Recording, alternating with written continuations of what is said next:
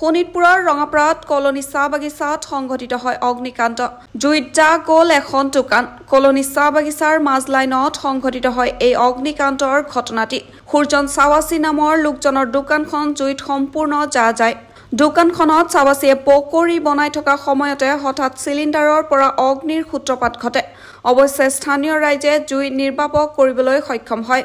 প্ৰায় 30,000 টকাৰ সম্পত্তি জুইত জা যায়।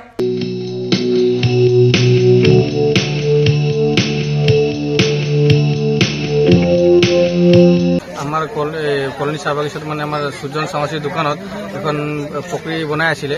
তাতে গেছ সিলিন্ডাৰখন লিকেজ হল। লিকেজ হোৱাৰ পিছতে মানে দোকানখন জুই লাগি গ'ল। জুই লাগি পিছত মানে বহুতকে হেৰি বাঢ়ি গ'ল আৰু মানে পুৰা জ্বলি গ'ল দোকানত জ্বলি গ'ল। পুৰা টাকা পইচা পুৰা জ্বলি শেষ হৈ গ'ল আৰু বহুত খাস বস্তু আছিলে সেইকেইটাও জ্বলি শেষ হৈ গ'ল। মানে সব আজি গোটেইকেইটা কমো 20-25,000 টকা অলপ তাৰ আজি খৰচা লছ হৈ গ'ল তাৰ দোকানৰ ওপৰত। পুৰা দোকানৰ ভাল দোকান বনাইছিল, নতুনকে দোকান বনাইছিলে, দোকানখন পুৰা জ্বলি গ'ল। মানে কি জায়গা এইটো? কলনী চাহ বাগিচা মাজ লাইন আদৰ্শ বিদ্যালয় স্কুল সন্মুখত। News desk, news wide Assam.